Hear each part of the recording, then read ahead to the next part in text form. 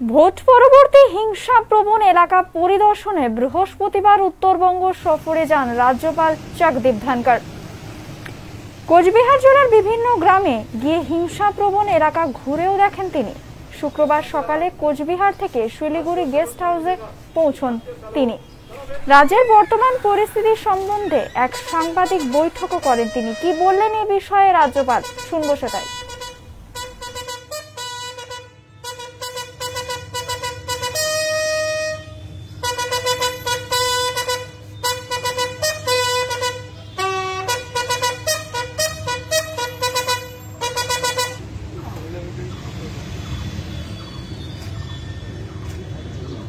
श्रीमान जी का सम्मान का श्रीमान जी के निरीक्षण के लिए हाजिर है श्रीमान।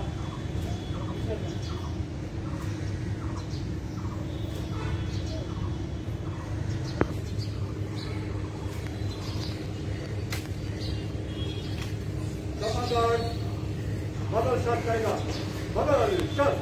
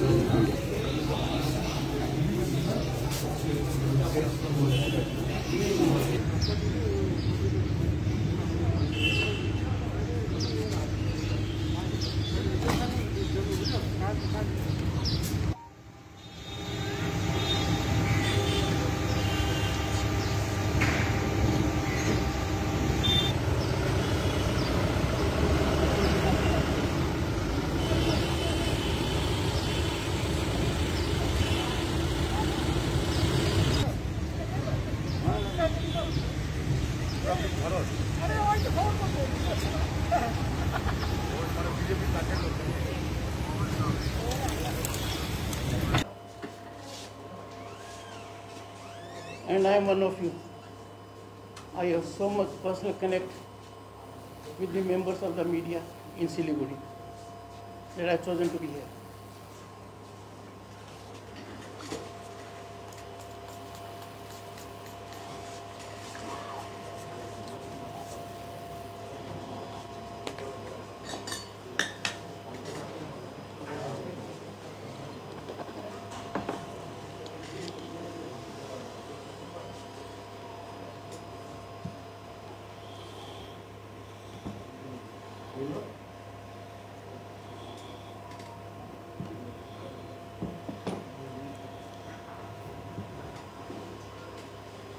नमस्कार।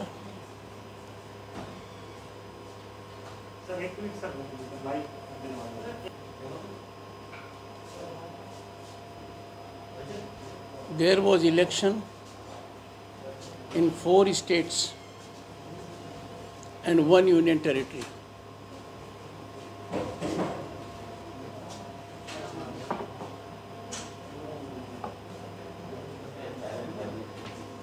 I request you to please maintain silence.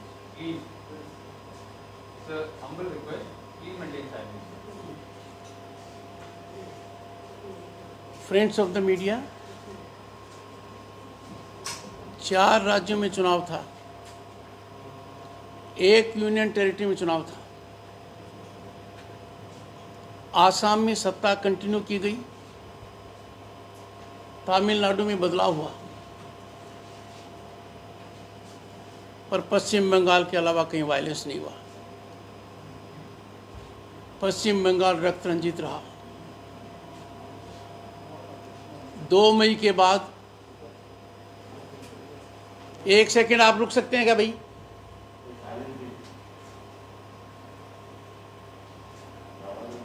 गंभीरता समझिए। I will allow you to ask questions.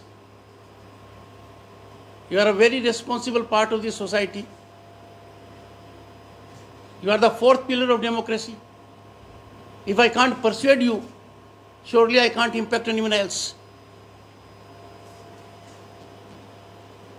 2 मई के बाद प्रांत में भयावह स्थिति है। प्रांत रक्तरंजित है, लोगों को जुल्म सहना पड़ रहा है, हत्याएं हो रही हैं, आर्सन है, लूट है। लोग अपने घरों को छोड़कर जा रहे हैं, वो प्रांत में कहीं दूसरी जगह जा रहे हैं, प्रांत को छोड़कर दूसरे प्रांत तक भी जा रहे हैं। इस प्रकार की व्यवस्था का एक ही कारण है कि राज्य में अराजकता है, लॉलेसनेस है, कानून का राज नहीं है। 2 मई के बाद भयावह स्थिति का वर्णन जब मैंने लोगों से सुना, मेरी आंखों के आंसू सूख गए। देश और दुनिया में लोगों ने मुझे क्या क्या नहीं कहा। मैंने 10 दिन तक इंतजार किया। मैंने सोचा था सरकारी तंत्र में भावना जागेगी, लोगों के आंसू पूछेंगे, कंपेंसेशन देंगे, रिहेबिलिटेशन का काम करेंगे, उनमें कॉन्फिडेंस बिल्ड करेंगे। जब ऐसा मैंने कुछ नहीं देखा तो व्यवस्था में मुझे निर्णय करना पड़ा कि राज्य का प्रथम सेवक होने के नाते मुझे अफेक्टेड एरियाज में जाना पड़ेगा। उस समय माननीय मुख्यमंत्री का एक पत्र आया। उस पत्र का आशय यह था कि राज्यपाल सरकार की मुट्ठी में है, सरकार से पूछ कर कहीं जाए, जब तक सरकार इजाज़त नहीं दे वो नहीं जाए। मैं कई बार कह चुका हूं, राज्यपाल रबर स्टैंप नहीं है, राज्यपाल पोस्ट ऑफिस नहीं है। भारत के संविधान के तहत राज्यपाल के अधिकार और दायित्व निश्चित किए गए हैं। मेरे दायित्व 2 फोल्ड हैं। मेरा पहला दायित्व है भारत के संविधान को बचाना, to preserve, protect and defend it, और सेकंड है to serve the people of state of West Bengal. मैंने माननीय मुख्यमंत्री को जवाब दिया कि कम से कम आप मेहरबानी करके इतना तो मानो कि बाबा साहब अंबेडकर का दिया हुआ संविधान सर्वोपरि है। इस संविधान को आप इग्नोर नहीं कर सकते। एक प्रशासनिक आदेश जिसके न सिर है न उसके कोई पैर है, न कोई विधि का आधार है। आश्चर्य की बात यह है कि मुख्यमंत्री को इस प्रकार के आदेश की जानकारी, पहचान 18 महीने तक नहीं हुई। वो तब हुई उनसे पहचान जब मैंने जनता के आंखों पहुंचने की कोशिश की, आंखों से आंसू पहुंचने की कोशिश की। मैं कूच बिहार गया,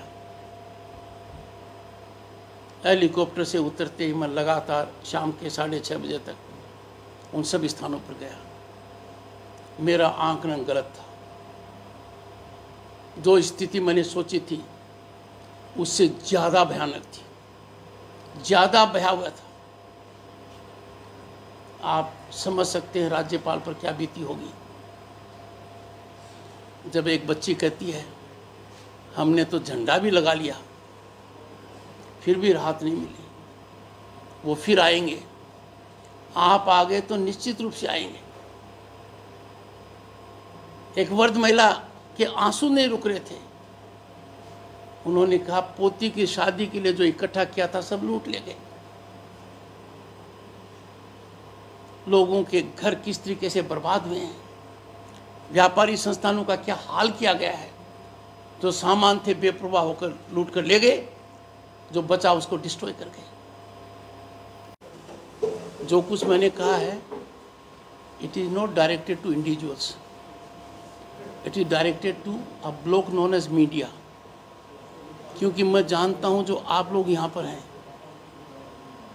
वो हर एक मेरे से ज़्यादा अंदर से रो रहा है, मेरे से ज़्यादा परेशान है, मेरे से ज़्यादा पीड़ित है।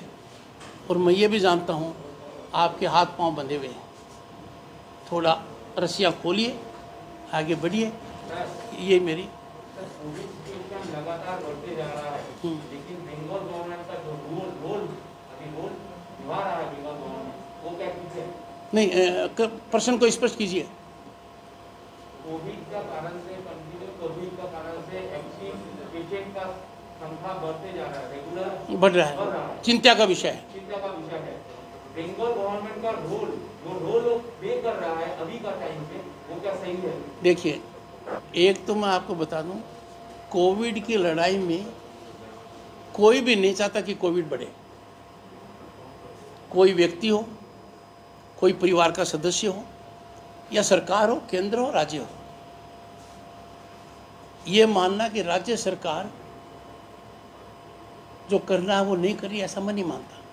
पर ये जो आपसी टकराव है, घर में भी यदि अगर लोग एक समस्या या आग बुझाने के लिए एक दूसरे को डांटते रहेंगे कि तू बाल्टी क्यों नहीं लाया, तूने नल क्यों नहीं खोला, तो फिर वो आग बढ़ती जाएगी। तो मैं इस टकराव को कम करना चाहता हूँ। यह संकट पश्चिम बंगाल में नहीं है, यह संकट पूरे देश में है, दुनिया में है। इस संकट को हम एक साथ मिलकर एकाग्रता से, सहभागिता से, एक दूसरे का सम्मान करते हुए किया जाएगा। यदि अगर एक रोटी है और 5 लोग हैं, एक खाएगा तो गड़बड़ होगी, 3 खाएंगे तो भी गड़बड़ होगी, पर 5 लोग आपस में बांटकर खाएंगे तो उसको इक्विटेबल कहा जाएगा। इसीलिए मेरा ये अनुरोध है, कोविड बड़ा संकट है, हिंदुस्तान की बहुत बड़ी आबादी है, दुनिया के मापदंड पर आप आकलन करेंगे, विशेषज्ञों ने किया है, हमारा परफॉर्मेंस है। राज्यों को मिल रहा है जहां बीजेपी अपना सरकार बनाया हुआ है, इधर बीजेपी सरकार अपना नहीं बनाया। मुख्यमंत्री ने खुद कहा था कि बीजेपी इधर सरकार बना नहीं पाया, इसीलिए कोविड का वैक्सीन ऐसा भेज रहा है बंगाल। ऐसा सुनिए, आप उनसे पूछिए कितना भेजा है, पूछिए, और दूसरे को कितना भेजा है पूछिए। मैं बताता हूँ, मैं बताना नहीं चाहता था। जिस तरीके से पोस्ट पोल वायलेंस के ऊपर शब्द मेरे यहाँ आते हुए रुक गए, वरना बहुत भयावह स्थिति हो जाती। मैं आपको असलियत का वर्णन करता तो आप लोग सब यहाँ से रोते हुए निकलते और अपने को धिक्कारते हुए निकलते। उसी तरीके से मैं बताता हूँ।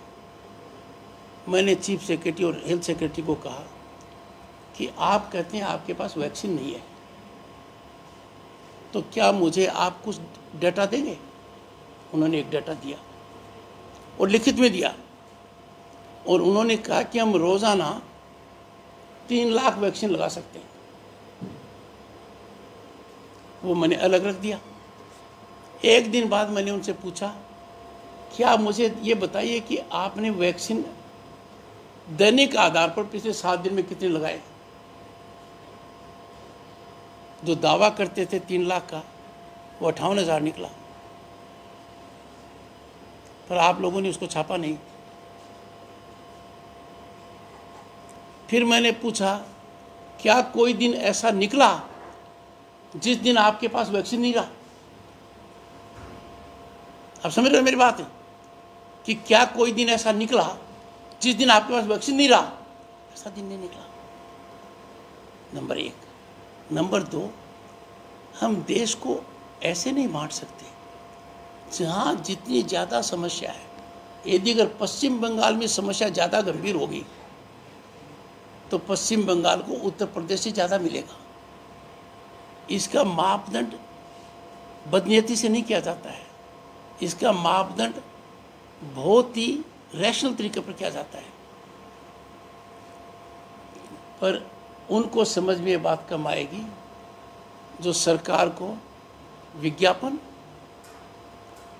और अखबार की सुर्खियों से चलाना चाहते हैं। अखबार की सुर्खियों से न तो पीड़ित को कंपेंसेशन मिलता है, विज्ञापन से न उसका रिहेबिलिटेशन होता है और न कॉन्फिडेंस बिल्ड होता है। ये लास्ट है। इसका कारण है दुनिया के सबसे बड़े प्रजातंत्र में आपने इतनी बड़ी हिमाकत क्यों कर ली कि अपनी मर्जी से वोट दे रहे हो? आपने हमारे खिलाफ वोट क्यों दिया? क्या प्रजातंत्र में वोट देने की सजा मौत है? क्या प्रजातंत्र में अपने हिसाब से विवेकपूर्ण तरीके से मतदान करना बलात्कार इनवाइट करेगा, आर्सन इनवाइट करेगा, लूट इनवाइट करेगा? ये व्यवस्था गलत है। इस प्रकार के हालात बिल्कुल नहीं होने चाहिए। इस प्रकार के हालात संकेत देते हैं कि भारत के संविधान के अनुरूप कार्य नहीं हो रहा है, प्रजातांत्रिक मूल्यों पर कुठाराघात हो रहा है। We are getting away from rule of law and order. इसकी शुरुआत चुनाव के दौरान दुर्भाग्यपूर्ण तरीके से ममता बनर्जी ने की, जब उन्होंने पहली बार जनता को चेतावनी दी सेंट्रल फोर्सेस कब तक रहेंगी, उनके जाने के बाद कौन बचाएगा, हम देख लेंगे। मुझे उनसे इस प्रकार की उम्मीद नहीं थी। वो अनुभवी नेता हैं, राजनीतिक क्षेत्र में काम करती हैं। इस प्रकार का अमर्यादित और उत्तेजित वातावरण पैदा करना उनको शोभा नहीं देता। पर वो यहीं नहीं रुकी, उन्होंने तुरंत किया और ये कहा कि सेंट्रल फोर्सेस का विरोध करने के लिए, उनको इंसाइट करने के लिए अपने कार्यकर्ता और महिलाओं को उकसाया, का यूटेंसिल्स लेकर घर के बाहर आ जाइए, उनका विरोध कीजिए। और तीसरा, चितलकुची की घटना अनफॉर्चुनेट है, पर उन्होंने इसको जेनोसाइड कहा, कोल्ड ब्लडेड मर्डर कहा, प्री डिटरमिन्ड विचार बनाया, ओथ लेते ही SIT बनाई, SP को सस्पेंड किया।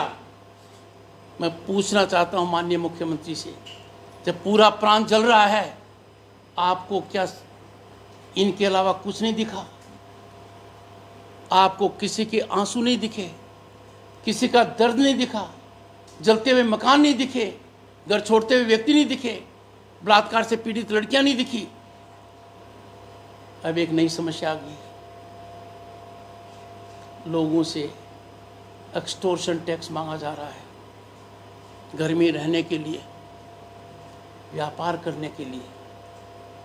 समझ में नहीं आता हम किस प्रकार की व्यवस्था में रह रहे हैं। आज के दिन सबके लिए आत्मचिंतन का मामला है। इतिहास राज्यपाल को जज करेगा, इतिहास मुख्यमंत्री को जज करेगा, इतिहास सरकारी तंत्र को जज करेगा, इतिहास मीडिया को भी करेगा।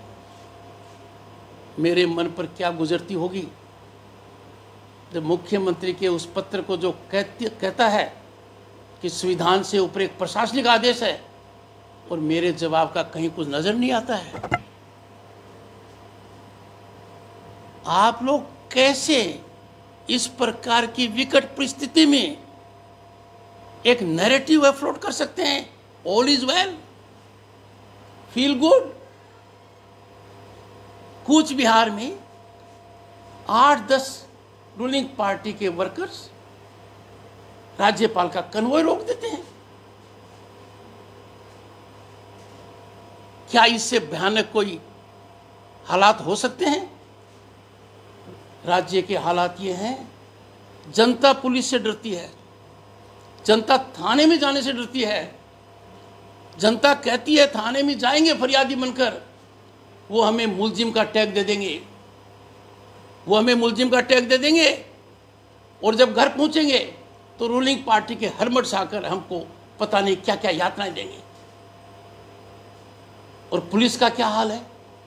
जैसे जनता पुलिस से डरती है, पुलिस रूलिंग पार्टी के कार्यकर्ताओं से डरती है, घबराती है, कांपती है। ये मैंने देखा है कूच बिहार में, दिनहाटा में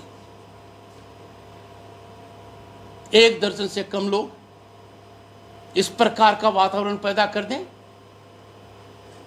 मुख्य सचिव को आगाह किया था, DGP को आगाह किया था, डायरेक्टर सिक्योरिटी को कहा था। मैं उम्मीद करता हूं उस घटना की जांच की जाएगी, उन लोगों को चिन्हित किया जाएगा, उन पर एक्शन लिया जाएगा। कलकत्ता जाकर मैं इस विषय में एक निर्देश जारी करूंगा ताकि इस प्रकार के हालात दोबारा न हों। कल्पना से परे दृश्य मैंने देखा, ऐसा कभी नहीं होना चाहिए। कूच बिहार में SP और कलेक्टर नदारद थे, इनकम्युनिकेटो थे। मैंने हर जगह पूछा, क्या कोई आपके पास आया? उनका एक जवाब था, आया। कौन आया? वही लोग आए जिन्होंने आतंक फैलाया। वही लोग आए हमें फिर पीड़ा देने के लिए। दो दहशत मैंने लड़कियों की आंखों में देखी है, बुजुर्ग महिलाओं में देखी है, मैं वर्णन नहीं कर सकता। संजीदगी का परिचय देते हुए दुखी मन से मैं आप लोगों को कह रहा हूं, जो कुछ मैंने देखा वो बताने से किसी का भला नहीं होगा। मैं सकारात्मक रवैया अपनाना चाहता हूँ, मैं कंस्ट्रक्टिव रोल प्ले करना चाहता हूँ। मैं चाहता हूँ ऐसी विकट घड़ी में जहाँ चुनौती प्रजातांत्रिक व्यवस्था को है, संविधान को दरकिनार दिया जा रहा है, हम सबको मिलकर एकाग्रता से करना चाहिए। में ऐसा स्थिति है, असम में बहुत सारे लोग वहाँ पे रुके हुए हैं। तो finally what is the outcome? क्या हम लोग P56 की तरफ जा रहे हैं? आपका ऑब्जर्वेशन है? अपने कहाँ जा रहे हैं इस विषय को एक बार छोड़ दीजिए। आपसे गुजारिश करता हूँ, क्या मीडिया वहाँ गया? जिन लोगों ने अपना घर छोड़कर दूसरे प्रांत के अंदर रहे, गया? नहीं गया। क्यों नहीं गया? मुझे उस दिन का डर लगता है जिस दिन मीडिया डर जाएगा। वो दिन आज मेरे सामने है। जहां भी गया मैंने पूछा, कोई पत्रकार आया क्या? तो नहीं आया। हम कहां जा रहे हैं? आदमी घर क्यों छोड़ता है? पश्चिम बंगाल में आज के दिन हजारों लोग अपना घर छोड़कर पश्चिम बंगाल में दूसरे का शरण ले रखी है, कुछ दूसरे प्रांत में गए। वो तब छोड़ता है जब वो इस कंक्लूजन पर पहुंचता है, मैं यहां जिंदा नहीं रह सकता। यह कंक्लूजन पर पूछता है कि प्रशासन मेरी जिंदगी नहीं बचाएगा, व्यवस्था मेरी मदद नहीं करेगी, तो जान बचाने के लिए वो भगता है। और जान बचाने के लिए दूसरे प्रांत में शरण ले, इससे ज्यादा शर्म की बात सरकार के लिए और मेरे लिए कुछ नहीं हो सकती। मैं मेरा सर झुकाता हूं इस बात को लेकर कि मैं प्रथम सेवक हूं, पर आप भी मेरे साथ दोषी हैं। मेरे साथ तो कुछ पत्रकार गए, आप कहीं क्यों नहीं गए? कौन सा ऐसा डर है जो आपको रोक रखा है? हमने देश में देखा है, एक प्रांत से जब कुछ लोग प्राण छोड़कर गए, आज तक हमारे दिल पर वो चोट है। मैं नहीं चाहता ऐसी पुनरावृत्ति पश्चिम बंगाल में हो, तब मैंने वो निर्णय किया है। वहां बहुत आसान था उस हालात को कंट्रोल करना सरकार के लिए। Compensation, rehabilitation and area domination करते, कुछ नहीं किया। सरकार ने कुछ नहीं किया, आपने भी कुछ नहीं किया। एक एक का इंटरव्यू लेते ना तो आपको पता लगता कि क्या हो रहा है। घर में मौत हो गई, उसमें भी उन्होंने क्या खिलवाड़ किया। दो दो बच्चियों के बाप के पांव काट दिए गए, घर में जानवरों को नहीं बख्शा गया। मैं भावनाओं को उत्तेजित नहीं करना चाहता, काटा गया। आपकी चुप्पी और मेरा इनएक्शन, हम लोगों को दंड मिलना चाहिए, पश्चाताप करना चाहिए। हम इतिहास के उस मोड़ के ऊपर खड़े हैं आज के दिन, जब हम चुप हैं और संविधान को तिलांजलि दी जा रही है। क्या ये ओपन सीक्रेट नहीं है कि विक्टिम कौन है और क्राइम करने वाले कौन हैं? क्या आपके मन में कोई शंका है इस बारे में? क्या आपको नहीं पता कि पुलिस कुछ लोगों के खिलाफ मुकदमा दर्ज करने की औकात नहीं रखती है। यहाँ पर चाहे वो राज्यपाल की गाड़ी कोई रोक दें।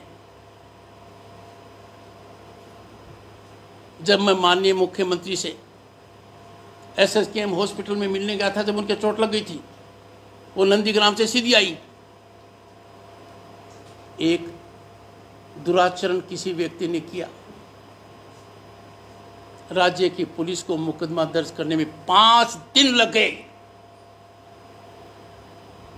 राज्यपाल के साथ घटना होना, 5 दिन के अंदर बैठक की चीफ सेक्रेटरी ने, DGP ने, होम सेक्रेटरी ने, कलकत्ता पुलिस कमिश्नर ने और डायरेक्टर सिक्योरिटी ने, और मुझे भी ऑडियो कॉन्फ्रेंस पर रखा। जो 1 सेकंड में FIR दर्ज होनी चाहिए थी, वो मेरे जोर देने से 5 दिन लगे। आम आदमी की क्या औकात है? आम आदमी क्या प्रजातंत्र में अपने मन का वोट देने की सजा मौत होगी? क्या बलात्कार से पीड़ित होना पड़ेगा? क्या घर जलना देखना पड़ेगा?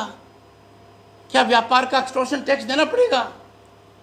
क्या डर डर कर मरना पड़ेगा या जीना पड़ेगा? ये हालात बर्दाश्त नहीं हो सकते। मैं सरकार से गुजारिश करता हूं, उनमें बदलाव चाहता हूं,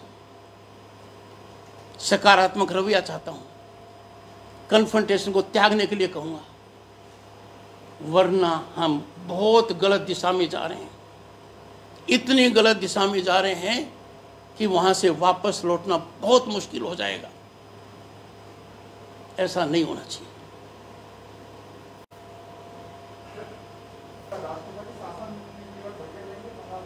आप बताइए, लगना चाहिए कि नहीं लगना चाहिए? कैसे? आप तो पत्रकार हैं, आपको पता होना चाहिए हालात क्या है, ग्राउंड रियलिटी क्या है। आपने कुछ रिपोर्ट किया आज तक? जो कुछ मैंने कहा है, या तो मुझे कहिए कि राज्यपाल महोदय, आपने जो स्थिति का आकलन किया है, भयानक स्थिति का वर्णन किया है, ये गलत है। मैं सही कहता हूं तो आपको ही नजर क्यों नहीं आया? हर नागरिक का कर्तव्य है मेरे भाई। मैं आपके पर्सन को ऑब्जेक्ट नहीं करता, आपका पर्सन लाजमी है। मेरा जो दायित्व है वो टक्कर टकराव का नहीं है। मैं न किसी से टकराव चाहता, न किसी को टक्कर देना चाहता। मैं सुधार चाहता हूँ, मैं संविधान के प्रति आस्था चाहता हूँ। मैं चाहता हूँ सब मिलजुल कर काम करें। देश के सामने बड़ी समस्या है कोविड की, प्रांत के सामने कोविड और पोस्ट पोल वायलेंस की समस्या है। इसमें नेगेटिविटी को त्याग दीजिए। जो लोग नेगेटिविटी फैलाते हैं वो भारत की संस्कृति का अनादर कर रहे हैं। ये पॉजिटिविटी से, एकाग्रता से, सहभागिता से, सबको साथ लेकर लड़ने की बात है। जहाँ तक मेरे को क्या करना है उसकी सार्वजनिक चर्चा मेरे भाई हो नहीं सकती, होनी भी नहीं चाहिए। कोलकाता में TMC का रिएक्शन था कि वो सिर्फ BJP के घर में जा रहा है, वाई नॉट जो लोग TMC से हैं उनके घर में नहीं जा रहा। ये कोलकाता के जो TMC के लोग कह रहे हैं। कुछ TMC के MPs का रिएक्शन हम लोगों ने देखा, शायद आप भी देखा होगा टीवी में। ये आपका बहुत अच्छा प्रश्न है। उन्होंने मेरे से 2 प्रश्न पूछे हैं, मैं ट्विटर पर देखता हूँ। पहला तो स्थानीय सांसद मेरे साथ क्यों थे, ये प्रश्न पूछा। मेरे साथ क्यों गए? मैं आपको बताना चाहता हूँ, सांसद की कोई पार्टी नहीं होती है। जैसे ममता बनर्जी सिर्फ TMC की मुख्यमंत्री नहीं है, वो पश्चिम बंगाल की मुख्यमंत्री है। और यही तो मेरा उनसे आग्रह है, कोई क्राइम करे या कोई विक्टिम हो, आप दोनों की मुख्यमंत्री हैं। क्राइम करने वाले को प्रताड़ित कीजिए, विक्टिम को मलहम लगाइए। इसी तरीके से सांसद किसी पार्टी का नहीं है। यदि आप लोकसभा की डिबेट्स देखेंगे, जहाँ 30 साल पहले मैं सांसद था, पार्लियामेंट्री अफेयर्स मिनिस्टर था, वहाँ जब सांसद बोलता है लोकसभा में तो उसकी कॉन्स्टिट्यूंसी का नाम आता है, उसकी पार्टी का नाम नहीं आता है। पर मैं आपकी जानकारी के लिए बताता हूँ, कूच बिहार सांसद निशीथ प्रणामिक मेरे साथ गए। वो स्थानीय सांसद हैं। पर चुनाव के दौरान जब मॉडल कोड ऑफ कंडक्ट भी लगा होता है, जब कूच बिहार में ही टीएमसी की संसद सदस्य नुसरत जी रुकी हुई थी और वो वहाँ से उसी दौरान सिलीगुड़ी आ रही थी, जब ये मुझे जानकारी मिली तो मैंने मेरे एडीसी को कहा कि माननीय संसद सदस्य हेलीकॉप्टर में मेरे साथ सिलीगुड़ी तक जा सकती है। ये मैंने उनको मैसेज कराया, क्योंकि संसद सदस्य या किसी प्रतिनिधि की मैं पार्टी नहीं देखता। रही दूसरी बात, आप मुझे बता दीजिए, मैं गया था पोस्ट पोल रेट्रीब्यूटिव वायलेंस अफेक्टेड एरियाज को देखने, आपको कोई नज़र आया? आपकी जानकारी में कहीं भी नज़र आए, मैं आगे भी प्रांत में जाऊंगा, मैं सभी से आग्रह करूंगा, मुझे बताइए। मैं न टीएमसी देखता, न बीजेपी देखता, न कांग्रेस देखता, न कम्युनिस्ट देखता। मैं देखता हूँ आगजनी कहाँ हुई है, बलात्कार कहाँ हुआ है, हत्या कहाँ हुई है, डर कहाँ है, एक्सटॉर्शन टैक्स कौन ले रहा है, मैं वहाँ देखता हूँ। यदि अगर आपको कोई ऐसा मिले कि टीएमसी के यहाँ कोई पोस्ट पोल वंडालिज्म हुआ है, मुझे बताइए। मैं उसी दृष्टि से गया था। फ्रॉम यू टीएमसी की तरफ से कल एक और एक रिएक्शन आया, उन्होंने कहा कि मोदी अंबानी हार गए हैं, ये मोदी का हार है, इसीलिए आपको दुख हो रहा है, इसीलिए आप वापस जा रहे हैं, जैसे कि टीएमसी के एमपीज ने कहा। सबसे पहले कहूँ, क्या आपको ये प्रश्न पूछना चाहिए था? मैं आपका वो लोग तो वन साइड वो तो कुछ भी नहीं, वो तो कुछ भी बोले। आपको लग रहा है दुनिया के इतिहास में कोविड लड़ने के लिए जितनी बड़ी जंग केंद्र सरकार लड़ रही है, आपको कोई मिसाल मिलेगी? कहीं मिल जाए तो मुझे बताना। निर्विवाद रूप से हम संकट में हैं, भयानक स्थिति में हैं, उभरने की कोशिश कर रहे हैं, रोज उसमें बढ़ोतरी हो रही है। मैंने सरकार से पूछा, आप लोग नहीं पूछते हैं, 7 अप्रैल 2020 को राज्य सरकार को केंद्र सरकार ने ऑक्सीजन प्लांट्स के लिए सहायता दी। मेरे ट्विटर पर वो चिट्ठी है। कुछ क्यों नहीं लगा? यहाँ का मीडिया नैरेटिव फ्लोट करता है, मुख्यमंत्री चिट्ठी लिखती हैं, वो हेडलाइन है। उन्होंने एक भयावह स्थिति कर दी, राज्य के बाहर ऑक्सीजन क्यों जा रही है? मैंने हेल्थ सेक्रेटरी, चीफ सेक्रेटरी को बुलाया, क्या गई है? बोला हमें नहीं पता। चिट्ठी क्यों लिखी? हम बोला हमें नहीं पता। ये प्रेस विज्ञप्ति जारी क्यों की गई? बोला हमें नहीं पता। और ऑफिशियल डिनायल आया, जो आप लोग 11वें पेज के ऊपर एक छोटी कॉलम में छापते हैं। मेहरबानी करके आज सोने से पहले 5 मिनट सोचिए कि क्या पत्रकार की हैसियत से मैं कुछ और भी कर सकता था जिससे मेरा नाम पत्रकारिता में उजागर होता, या मेरे न करने से क्या कुछ नहीं हो रहा है। Any other question? से पहले तो मुझसे शिकायत है, ऐसी परिस्थिति को मैं कैसे बर्दाश्त कर सकता हूँ? तभी मैं निकला वहाँ से। मैं आपसे भी हाथ जोड़कर विनती करता हूँ, आप प्रजातंत्र के 4th पिलर हैं, क्या आपको ये सब कुछ दिखाई नहीं देता? आप उन स्पोर्ट्स पर क्यों नहीं जाते? उन लड़कियों से पूछो जिनको दूसरी बार बुलाने का डर लग रहा है, क्योंकि पहली बार क्या हुआ है। उनसे पूछो जिनका घर कैसे उजड़ा है, मैं देख रहा हूं। उनकी अर्थव्यवस्था को बर्बाद किया है। कोई व्यापार कर रहा था, सब कुछ तोड़ा है, लाखों की बर्बादी की है एक एक घर में। उनका गैस चूल्हा ले गए हैं, खाने का सामान ले गए हैं, और यहां तक हालात कर दिए हैं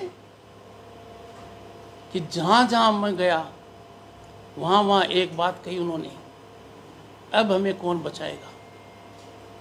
इसका नज़ारा मैंने दिनहाटा में देख लिया। 10 से कम लोग, यदि अगर राज्य के राज्यपाल की गाड़ी को रोक सकते हैं तो आम आदमी की तो क्या औकात है। आम आदमी के कोई मानवाधिकार नहीं है, कोई फंडामेंटल राइट नहीं है। आप भी जगिए, अपना कर्तव्य कीजिए। I take some questions. Sir जैसे कि आपने बताया कि खड़े सर दूसरे जो डिस्ट्रिक्ट खत्म हो गया, दूसरे जो डिस्ट्रिक्ट है जहाँ पे लोग पीड़ित है वहाँ पे कब तक जाएंगे? आप बोले पहले कि हम जाएंगे जब लगा है। मैं उनको हाथ जोड़ से कहकर आया, आप जल्दी आइए। I will take the bullet on my chest. मैं जहाँ जहाँ उनसे मिला वहाँ मेरे लिए निकलना मुश्किल हो गया। मेरी माँ की उम्र की महिलाएं ने मेरे पाँव पकड़ ली,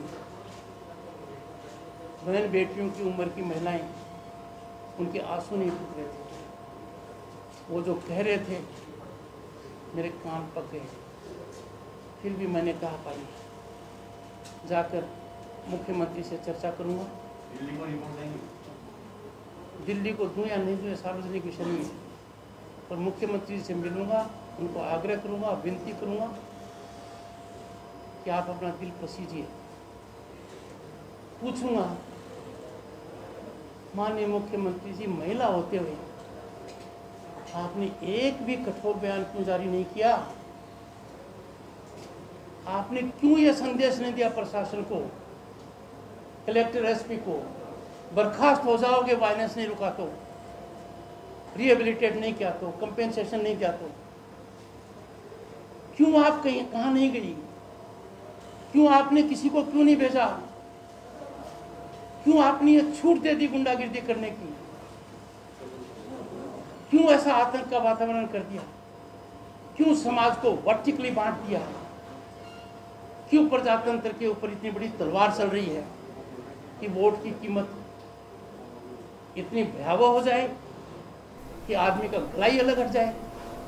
कि मैं कहूँगा। আপনারা দেখছেন এই ছবি আকাশতরী কেবলের 260 নম্বর চ্যানেল টিভি নিউজ 10 এর পর্দায়। আরো খবরে থাকতে অবশ্যই ফলো করুন ফেসবুক পেজ, টুইটার অ্যাকাউন্ট এবং অবশ্যই সাবস্ক্রাইব করে ফেলুন ইউটিউব চ্যানেলটিকে। আপনারা দেখছেন টিভি নিউজ 10, আপনারা মানি আমরা।